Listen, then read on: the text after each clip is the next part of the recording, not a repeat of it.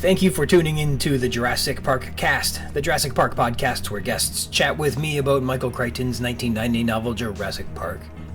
And also not that too.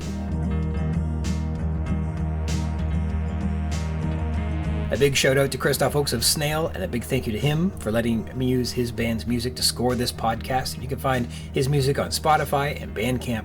Today's intro is from the song Sacrifice to the Inhuman Creature, and our outro is Late Bloomer, both from his debut album Snail.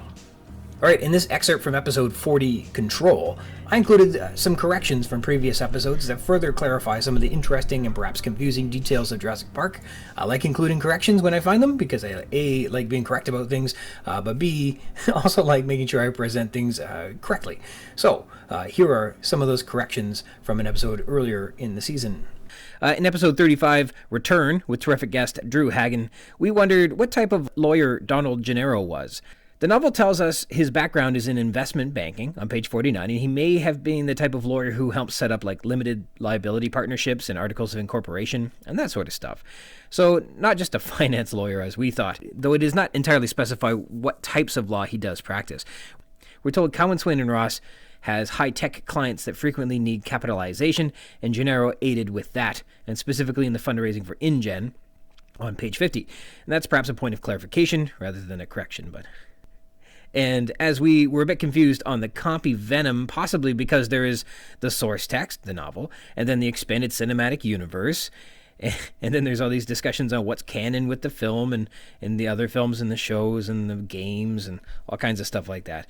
So it's easy to get a little confused on the venoms and things like that. In the novel on page 26, we're told the Compy Venom, quote, seemed to be a neurotoxic poison related to cobra venom, although more primitive in structure. In the film, I had no idea about this until very recently, but the little critters are all Compys. They're not the novel's Procompsognathus, but they're the distantly related Compsognathus, upon which the Procompsognathus gets its name. Compsognathus and triassicus. Compsognathus and triassicus. Compsognathus and triassicus. And so then here's, I guess, a third correction, and it's a neat correction to the film The Lost World in 1995. In the film, the paleontologist character Robert Burke calls the Compy a Compsognathus triassicus, which isn't a thing. Yet, anyhow. The Procompsognathus's species name is Triassicus, and recall in the novel Jurassic Park, paleobotanist Ellie Sattler also considers a fictitious species Procompsognathus amassicus, but the animal in the film is not a Procompsognathus, just a Compsognathus. As a little point of information, Compsognathus longipes means elegant jaw with long legs, whereas Procompsognathus triassicus means before Compsognathus in the Triassic. And amassicus is fictitious, and it means nothing to me. All right, some interesting details on the nature of Donald Gennaro's law practice and what he might do for Cowan, Swain and Ross, as opposed to, I guess, what normal lawyers you might and he's not Perry Mason, let's put it that way. And as for the Procompsognathus stuff, interesting, isn't it? So as far as I can tell, these days, a Procompsognathus is a small coelophysis-like animal from the late Triassic, whereas the Compsognathus is a much more derived but still small animal from the late Jurassic. A Procompsognathus would have had a longer and more narrow snout than Compsognathus, would have had longer and more slender arms than a Procompsognathus, and be less bird-like than Compsognathus. And actually, it might have been a bit longer than a Compsognathus too.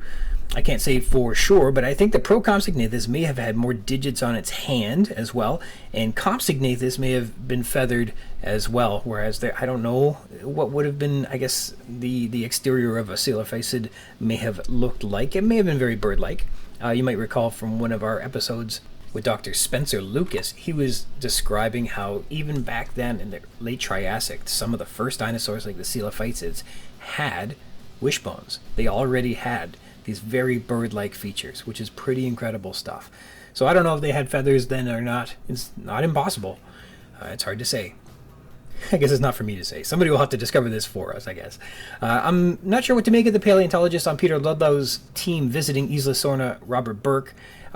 What to make of him pronouncing Procompsognathus the way that he does. I don't understand it really, except that I think he's meant to be kind of like foppish, which might manifest from the academic feud between paleontologists Dr. Jack Horner and Dr. Robert Bacher.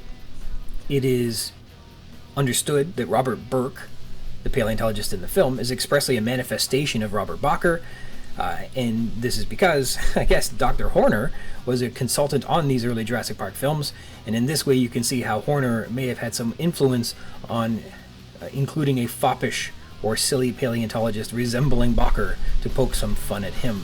Seems a little, I don't know, ill-humored to me, but that's just what I think. The way that Dr. Burke is dressed certainly is in character with what you might picture from Robert Bacher himself. Let's be clear, nobody on that team poked any fun at Kendrick Lamar. Sounds like it's wise that nobody does that anymore. But I believe that Dr. Burke is meant to be a bit pretentious, a bit incorrect in his evaluations of dinosaurs. Recall that he and Dr. Sarah Harding disagree on tyrannosaur territories and things like that.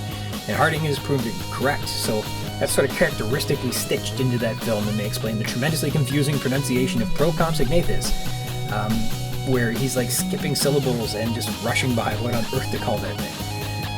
That's my interpretation.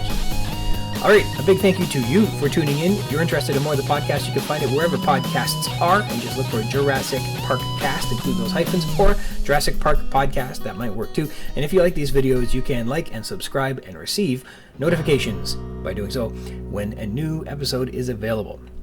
There is a lot more to come. Until next time. Compsognathus and triassicus.